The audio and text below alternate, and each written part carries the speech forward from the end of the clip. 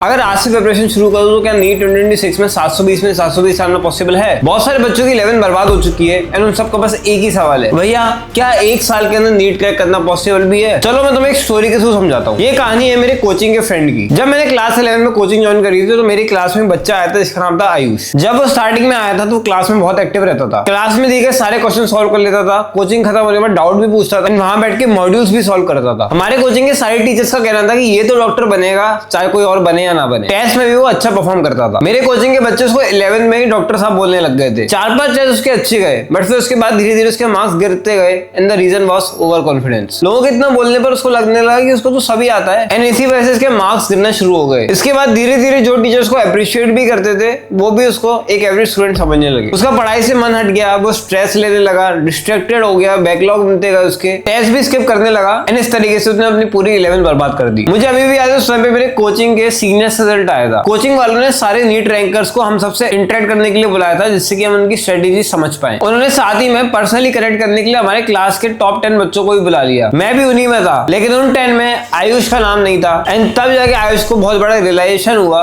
कि वो कहां स्टैंड कर रहा है इस टाइम पर। वो आयुष का ब्रेकिंग पॉइंट था। उसको समझ में आया कि उसको कुछ तो एक्शन लेना पड़ेगा, अदरवाइज उसकी डॉक्टर बनने की उम्मीद पर पानी फिर जाएगा। वो हमारे टीचर के पास गया एंड उसने साफ साफ अपनी पूरी कहानी उनको समझाई एंड कैसे बताया कि कैसे उसने एक साल अपना बर्बाद कर लिया है। एंड फिर उसको समझ में आया कि अगर वो स्ट्रेटेजिकली सही बुक्स, रिसोर्सेज और गाइडेंस लेकर के लग कर पढ़ाई करता है तो वो सिलेक्ट हो सकता है। उस दिन आयुष ने खुद से प्रॉमिस किया कि चाहे कुछ भी हो जाए वो अपना 100% देगा एंड कम से कम इस गिल्ट में तो नहीं रहेगा कि वो अपना बेस्ट नहीं दे पाया था, सिलेक्शन हो या ना हो। एंड खुशी की बात यह है कि आज आयुष भी अपनी इंटर्नशिप खत्म करने वाला है एंड वो आज एक डॉक्टर बनने वाला है। मैंने उसका डाउन फेज भी देखा है एंड मैंने उसका एक ब्राइट साइड भी देखी है। वो एकदम बॉटम लाइन पे चला गया था, उस बॉटम लाइन से एक कमबैक कैसे करा जा सकता है वो मैंने उसकी जर्नी से समझा। सो हाँ, अगर तुमने हल्का फुल्का भी लेवल में पढ़ा है, अब तुम्हारे पास एक साल है, तुम एक साल के अंदर अच्छे से नीट को क्रैक कर सकते हो। मैं मानता हूँ कि अगर कोई चीज हम लिख लेते हैं तो हमारे एक सबकॉन्शियस माइंड के अंदर चले जाता है, तो इसे कमेंट में लिखो I will crack NEET 2026। Video में आगे मैं एक साल का तुम्हें एक डिटेल प्लान बताने वाला हूँ कि किस तरीके से तुम्हें नीट को अप्रोच करना है। तुम्हें इस वीडियो के बाद कहीं और भटकने की बिल्कुल जरूरत नहीं होगी क्योंकि इसके अंदर सारी इन्फॉर्मेशन, तो वीडियो एंड तक जरूर देखना। अब देखो,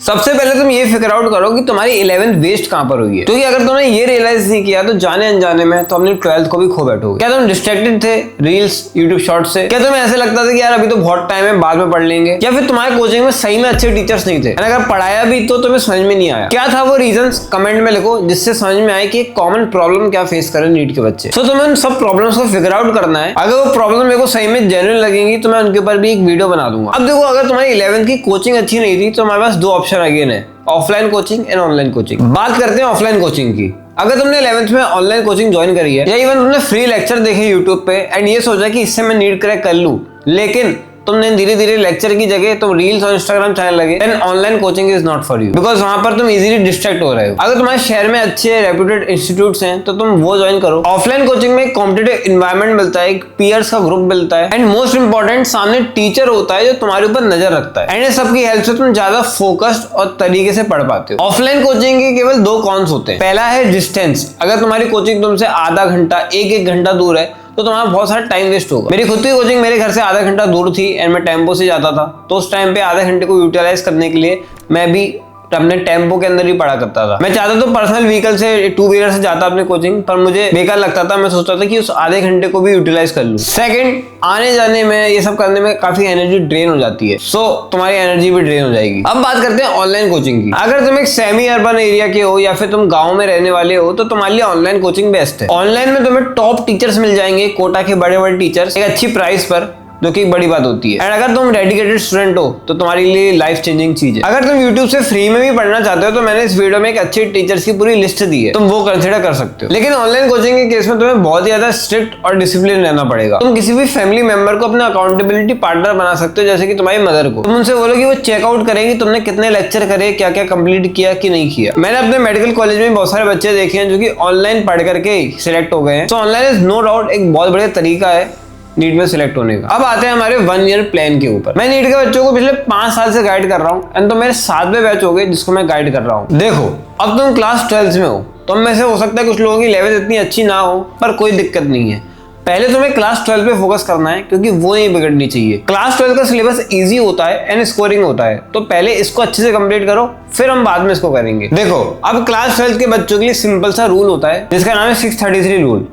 तुम्हें 6 महीने अपनी क्लास 12 को कंप्लीट करने में देने हैं। उस टाइम पे कोशिश मत ही करो कि तुम 11th को भी साथ साथ में रिवाइज कर रहे हो। फिर अगले 3 महीने तुम्हें अपनी 11th को रिवाइज करने में देने हैं एंड अगर तुम्हारे बैकलॉग्स हैं तो उन्हें भी तुम्हें अगले 3 महीने के अंदर कवर करना है। लास्ट के 3 मंथ्स तुम्हारे को 11th 12th के रिवीजन, साथ में तुम्हारे बोर्ड्स के एग्जाम होंगे, साथ में नीट भी होगा, उस टाइम में मॉक टेस्ट भी लगाओगे, तो इन सब चीजों के अंदर देना। देखो, तुम्हारे पास टोटल 44 चैप्टर्स है क्लास 12 के सिलेबस में एंड तुम्हें 6 मंथ्स के अंदर कंप्लीट करना है। मतलब कि अगर तुम कैलकुलेट करोगे तो तुम्हारे पास 180 डेज है एंड 180 डेज के अंदर 44 चैप्टर्स, मतलब कि 4 दिन के अंदर एक चैप्टर को तुम्हें कंप्लीट करना है। अब इसमें फिजिक्स के चैप्टर को हो सकता है 5 दिन लग जाए, बायो के चैप्टर को हो सकता है 3 ही दिन में कंप्लीट करना हो क्योंकि छोटे होते हैं बायो में चैप्टर्स। तो इस तरीके से तुम्हें अपना एक टारगेट बनाना है कि इस मंथ के अंदर, मान लो अगर 30 डेज है, 30/4 मतलब 7 साढ़े 7, मतलब इसके अराउंड तुम्हें चैप्टर्स 1 महीने के अंदर कंप्लीट कर देने टोटल मिला के। तो भैया फिर हमें डिफरेंट सब्जेक्ट्स को कैसे अप्रोच करना है। फिजिक्स की बात करें, फिजिक्स इज समथिंग जिसमें तुम्हें समझना है, रटना कम है। अगर कोई फॉर्मूला भी तुम रट रहे हो तो उसके पीछे का डेरिवेशन समझो कि क्यों फॉर्मूला आया है, कैसे वो आया है, क्या उसका मीनिंग है। बुक्स क्या क्या फिजिक्स में यूज करनी है, पहली एनसीईआरटी इग्नोर मारते हैं बच्चे, but I would say NCERT कम से कम एक बार तो तुम्हें पढ़ना चाहिए। उसके अंदर जो थ्योरेटिकल पॉइंट्स होते हैं, जैसे पॉइंट्स टू पॉन्डर हो गया एंड ये सब थ्योरेटिकल पॉइंट्स नीट में पूछ लिए जाते हैं डायरेक्टली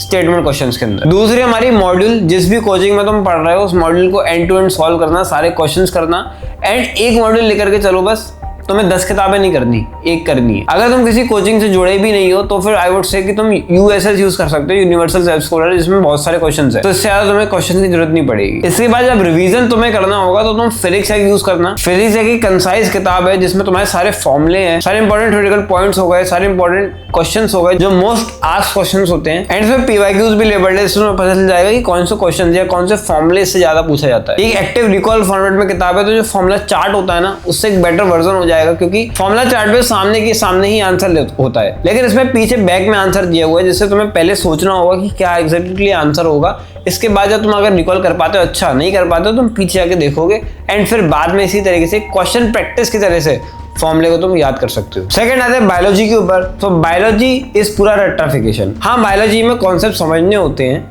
तब जाके रटोगे तो इजी रटना हो जाएगा। बट 12th के इनिशियल के चैप्टर जैसे sexual reproduction, flowering plants, human reproduction, reproductive health, ये सब ऑलमोस्ट रटना ही होता है एंड इसके बाद थोड़े थोड़े कंसेप्चुअल चैप्टर्स आते हैं, बट ये मोस्टली छोटे चैप्टर्स हैं, इनमें ज्यादा दिमाग लाने का काम है नहीं। अगेन बायो में एनसीईआरटी टॉप मोस्ट प्रायोरिटी है ही। एमसीक्यू प्रैक्टिस के लिए तुम किताब यूज कर सकते हो, बट आई वोंट सजेस्ट कि तुम्हें बायो में एमसीक्यू प्रैक्टिस करने की जरूरत है, बिकॉज जितने तुम टेस्ट पेपर लगाओगे वीक में 1 या 2 वीक में 1, इतने बहुत होते हैं बायोलॉजी के लिए specifically, because biology is something जिसमें बस तुम्हें याद रखना है एंड उसके लिए बेस्ट किताब है बायो है, जिससे तुम ज्यादा इंफॉर्मेशन को अपने दिमाग में एक्टिव रिकॉल की मदद से याद रख पाओगे। इस किताब में एनसीईआरटी को छान के जो एनसीईआरटी के मोस्ट इंपोर्टेंट पॉइंट्स हैं जो कि पूछे जाते हैं वो निकाले गए हैं, जिस वजह से किताब केवल 330 पेजेस की है, जबकि एनसीईआरटी टोटल मिला के 500 पेजेस से ज्यादा की हो जाती है। इसमें पीवाईक्यूज भी लेबल्ड है, जिससे तुम्हें पता चल जाएगा कि एनसीईआरटी का कौन सा पार्ट ज्यादा पूछा जाता है एंड कौन सा पार्ट ऐसा है जो कभी पूछा ही नहीं गया। पिछले साल बायो है अकेली पढ़ के तुम 336 और 360 स्कोर कर सकते थे। इतनी पतली किताब से इतना सारा तो नंबर ला सकते थे। सो तो मस्ट है सारे स्टूडेंट्स के लिए। इसको तुम बाय भी कर सकते हो एंड ये फ्री भी अवेलेबल है मेरे टेलीग्राम और ऐप पर। बस याद रखना फ्री केवल फर्स्ट एडिशन है एंड अभी बायो का 5th एडिशन चल रहा है। नाउ बात करते हैं केमिस्ट्री की।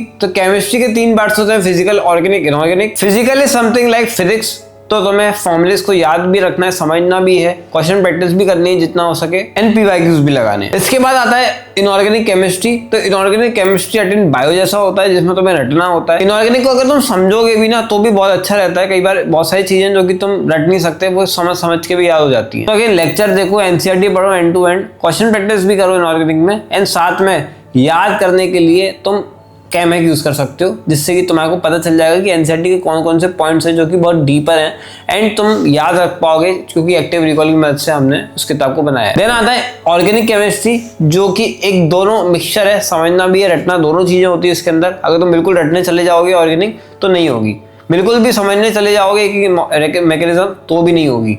एनसीईआरटी की एक एक रिएक्शन तुम्हारे लबों पर होनी चाहिए। तुम्हें सोते सोते उठाया जाए तो भी तुम्हें याद रहो कि भैया रोजनमुंड रिएक्शन क्या होती है, गेटरमैन-कोच रिएक्शन क्या होती है, इलेक्ट्रोफाइल्स, न्यूक्लियोफाइल क्या होता है, क्या उनका ऑर्डर्स होता है, ये सब तुम्हें याद होना चाहिए। इसके लिए अगेन तुम्हें एनसीईआरटी पूरी तरीके से पढ़ना है एंड साथ में तुम कैमेक यूज कर सकते हो।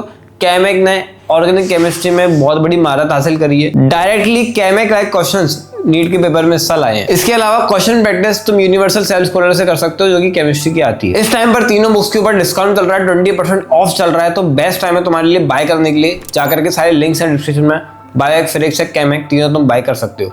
इवन को कॉम्बो पर तो और ज्यादा डिस्काउंट है। अब बात करते हैं हम डेली रूटीन के, बिकॉज बिना प्रॉपर शेड्यूल के तो तुम एक नीट क्रैक कर ही नहीं सकते। तो मैं तुम्हें अपना पर्सनल रूटीन बताता हूँ जिसकी वजह से अपना नीट क्रैक में कर पाया था। मेरी कोचिंग शाम को होती थी एंड मैं एक डमी स्कूल में पढ़ता था। 6 AM पे मैं उठ जाता था, देन 6 to 6:30 मैं फ्रेशन अप होता था। 6:30 to 7:30 मैं फिजिकल एक्टिविटी मतलब रनिंग एक्सरसाइज कुछ भी करता था। 7:30 to 8 मैं ब्रेकफास्ट करता था एंड इसके बाद नहा धो करके अच्छे से तैयार हो जाता था और मैं फर्स्ट स्टडी सेशन एट 8:30। 8:30 से मेरा पहला सेशन 12 बजे तक चलता था, जिसमें मैं बहुत फोकस होकर पढ़ता था। पोमोडोरो टेक्निक यूज करता था, जिसमें कि 30 मिनट्स का टाइमर लगाता था, फिर 5 मिनट ब्रेक लेता था, फिर 30 मिनट्स का टाइमर लगाता था। इन 30 मिनट्स के टाइमर के अंदर बहुत अल्ट्रा फोकस के साथ काम करता था और कुछ भी नहीं सोचता पढ़ाई के अलावा। देन 12 to 1 में लंच ब्रेक लेता था। 1 to 3:30 मेरा दूसरा सेशन होता था, जो कि थोड़ा हल्का रखता था। जो मेरी कोचिंग में कल पढ़ाया गया था या जिसका आज लेक्चर होने वाला है उसके रिगार्डिंग थोड़ा बहुत मैं पढ़ लेता था, जिससे कि मुझे क्लास में आके लेक्चर समझ में आए। 4 से 7:15 मेरी कोचिंग क्लास होती थी, वहां जैसे अटेंड करता था। 7:15 से 8:30 मुझे लग जाते थे, पहले डाउट क्लियर करने में, फिर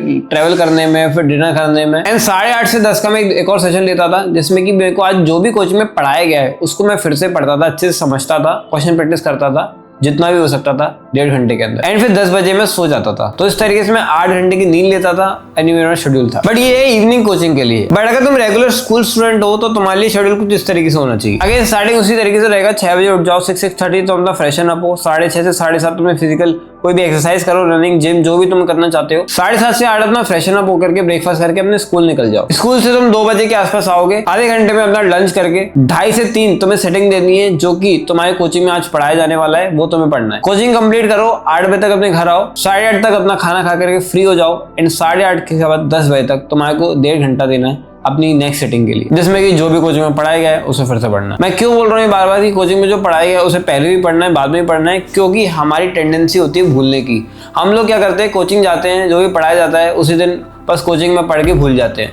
ये हमें नहीं करना है। हमें अपनी कोचिंग को बेस्ट यूटिलाइज करने के लिए वो जो भी पढ़ाया गया ना उसको कम से कम दिन में 3 बार पढ़ के एकदम दिमाग में बैठा लेना है, वरना कोचिंग जाना इज वेस्ट ऑफ टाइम। अगर तुम कुछ और पढ़ रहे हो, कोचिंग में कुछ और पढ़ाया जा रहा है, तो it is not worth it. Coaching से अच्छा मत ही जाओ। अगर तुम्हारे कुछ बैकलॉग्स हैं तो बाद में कवर करना, पहले कोचिंग में जो पढ़ा रहे हो उसको करो, नहीं तो वो भी एक बैकलॉग बन जाएगा। स्कूल में भी तुम्हें फ्री टाइम में अपनी पढ़ाई करनी है, टाइम वेस्ट नहीं करना है, तभी जाकर के तुम नीट क्रैक कर सकते हो, अगर तुम रेगुलर स्कूल स्टूडेंट हो तो। यही ये वीडियो एंड होती है। अगर तुम्हारी फिजिक्स वीक है एंड तुम्हें उसे मास्टर करना है तो ये वाली वीडियो देखो।